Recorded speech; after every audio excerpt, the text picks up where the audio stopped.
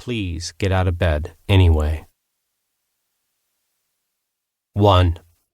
What's the bravest thing you ever did? Getting up this morning. Cormac McCarthy, The Road. I've known a lot of people who have lived painful, tragic lives.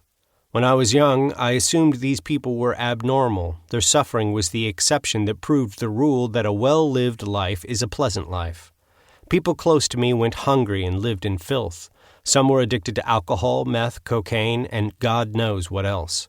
They were willing to do almost anything to feel alive, even overdose. Others were orphaned, abandoned, neglected, and later imprisoned. Some were molested, raped, and beaten by parents, spouses, and family friends. They all lived hard lives where their daily experience was either acute suffering or prolonged numbness. And these horrors were passed down to their children and their grandchildren.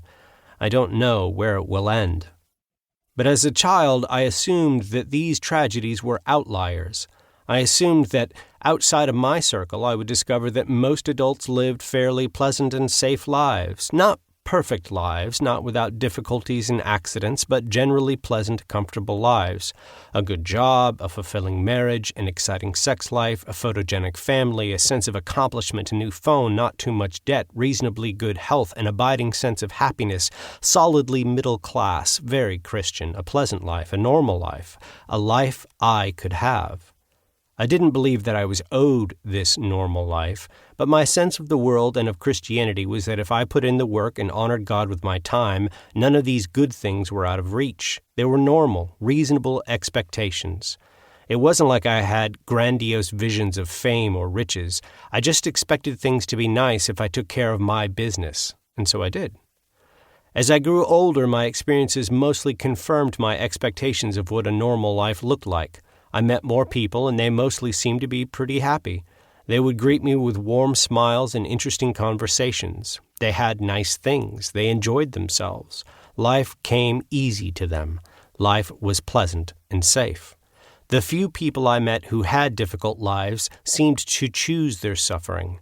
I could trace their problems back to a flaw in their character or intelligence. They also tended not to be Christians, or at least not good Christians. From what I could see, they had decided to be miserable or depressed or a failure or whatever.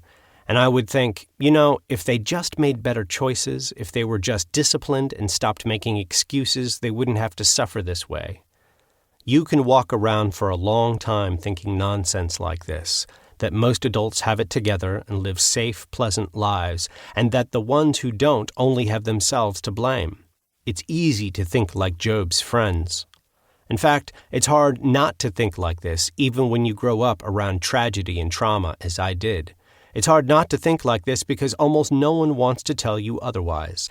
There's a kind of unspoken conspiracy to ignore how difficult life is, or to reframe it as something romantic, a heroic challenge we overcome on our way to the good life.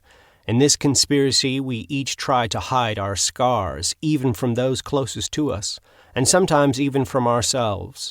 Almost every cultural institution, church, government, or corporation promises you a good life if you just do what they ask. Make the right life choices, marry the right person, go to the right church, get the right education, work the right job, buy the right products, and you'll be fine. Whatever challenges we face can be solved. That's society's promise. Whatever problem you have, someone has developed a method for overcoming it, a pill, a treatment, a mindset. Which means that if you don't overcome your problems, it's your own fault.